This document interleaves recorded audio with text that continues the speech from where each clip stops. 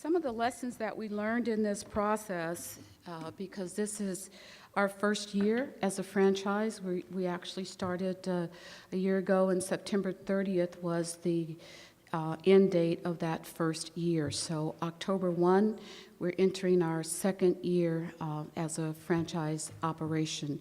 We've had to make some adjustments in payment schedules. Have to tell you honestly that had I known that one of our franchises was going to be leaving, I wouldn't have made some of the budget decisions that I've made.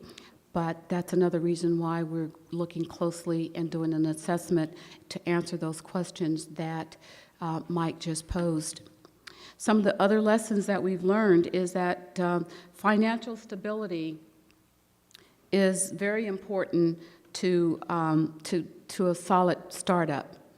We've had one or two of the taxi franchises in the beginning have sort of a slow start because of their financial uncertainties, and if we knew then what we knew now, we probably would not have given them a conditional award.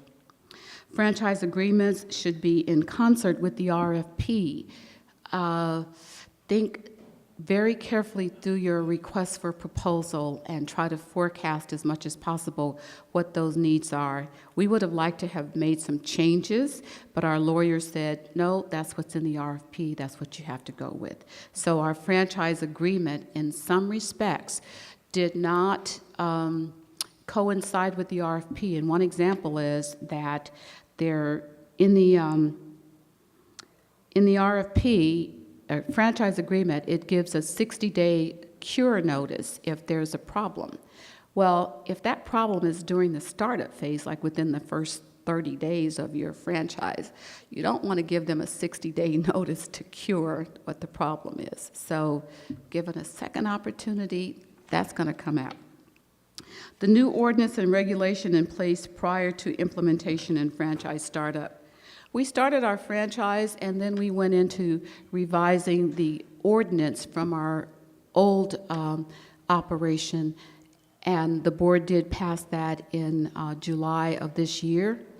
That's after our new franchises had already been in operation 6 or 7 months, and we're just now taking our regulations to the board tomorrow morning. So when you see me slide out the side right here, it's because I got to catch a plane to be at our board meeting tomorrow morning to present our new regulations. So a recommendation would be that you get your ordinance revised and your regulations in place before starting a new structure. Contingency plan should a franchise cease to operate within the designated time frame. We're going through kind of trial and error now that one of our franchises has ceased to operate. We feel comfortable, though, that the regulations and the ordinance are in place that will help us get through that process in terms of what that franchise needs to do. We issued 5-year contracts. This franchise left within the first year, and so we're moving forward with recommendations on how we need to deal with that from our legal side. And a defined compliance period for startup, no award unless in compliance. And this goes back to the statement that I made earlier about franchises really being in a place where they can begin operation, and I wouldn't suggest any conditional awards.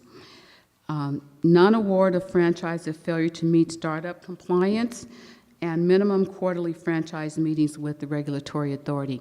We do meet regularly with our franchises, at least every other month or on a quarterly basis, and sooner if we need to, so that if there's any differences or discussions that need to be had, we sit down at the table with the franchise and has that. At least they know what our position is going to be on issues, and they get an opportunity to talk to us about what they would like to see happen in the industry.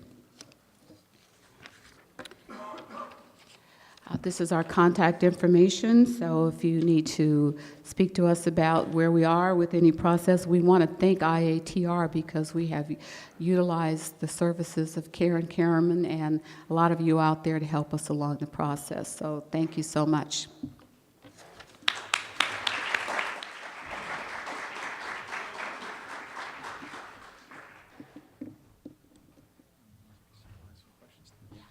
Thank you, Naomi, and Michael, and really it just goes to show you that systems, in some respects, can be changed. And now we'd like to take some questions. Does anyone have any questions for Naomi and Michael? How are you going to evaluate the service level of the operators that you have now? We receive data from each of the franchises in terms of rides per day, pickup and drop-off times, mileage, service areas.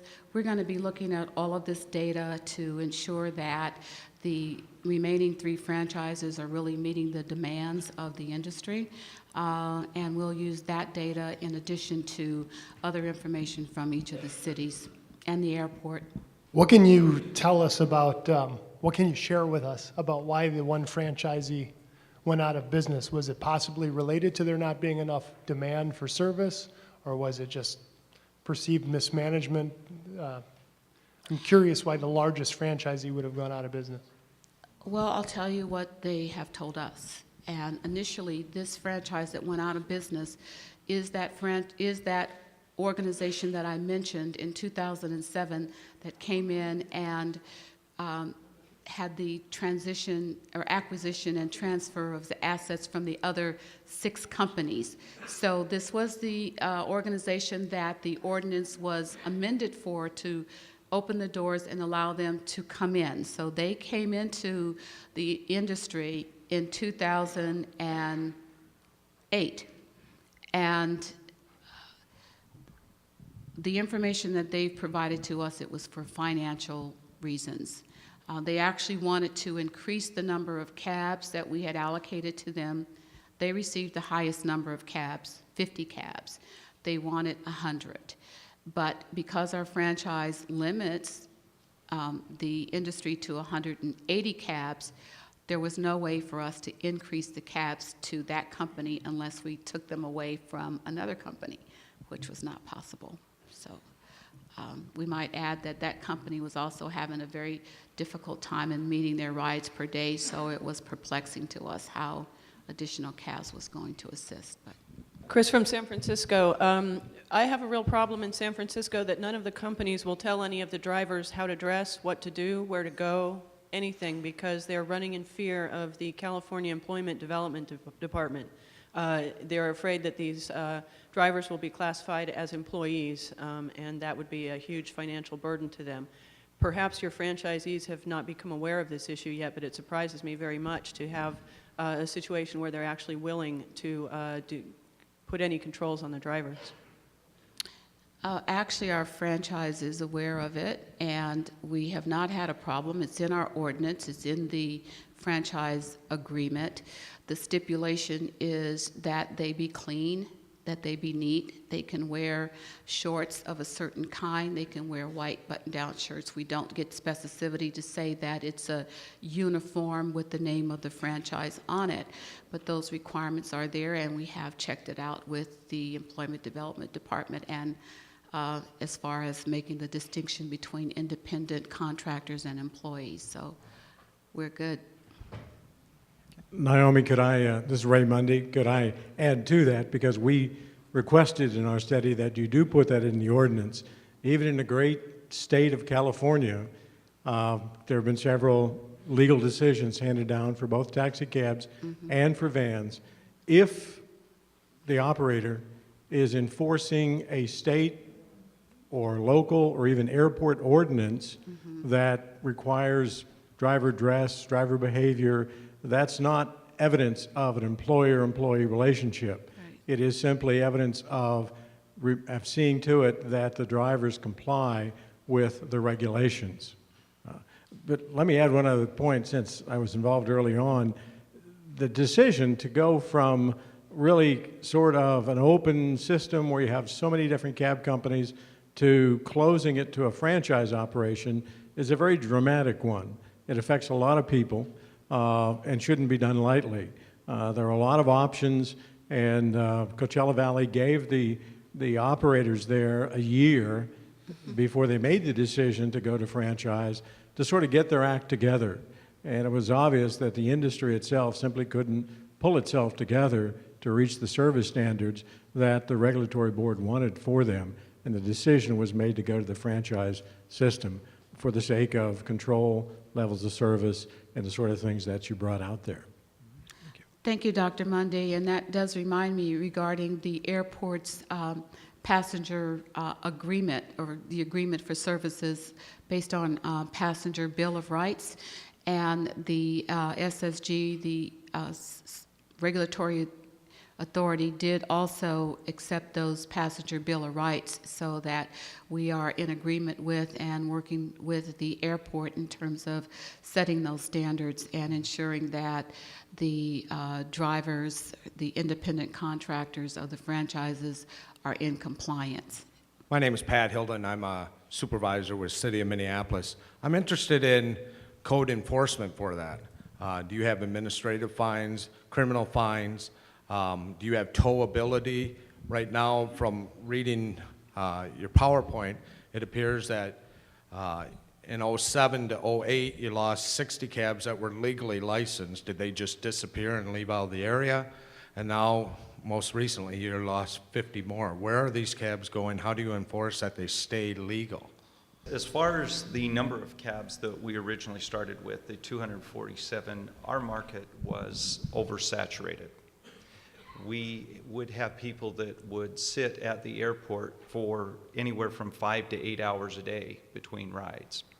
So going down the number was the right thing to do. As far as enforcing this, one of my key eyes out on the road are other taxi cab drivers. They call me at 12 o'clock at night, well, at midnight. They call me 2 o'clock in the morning. I get to hear all kinds of things that are going on. And a lot of times I will jump out of bed and I will go down there and I start issuing tickets. So we have fairly good compliance as far as bandit taxi cabs in the Coachella Valley. Every now and again, there will be one that gets out of our sight and we're not able to enforce it. But with our new ordinance, it's made it even a more unpleasant situation for a bandit to operate. Our fine is $5,000. Also, we had some of our cab companies that you mentioned are going to the PUC, so that they're operating as PUC licensed operators at this time. Some of the other cab companies just chose to go out of business, particularly those that were operating less than 5 cabs. With the recent movement of the franchise, this one franchise, some of the other franchises have picked up those independent operators. And we're looking forward to seeing what will happen with those other operators as well. Naomi, Michael, thank you so much. That was very informative.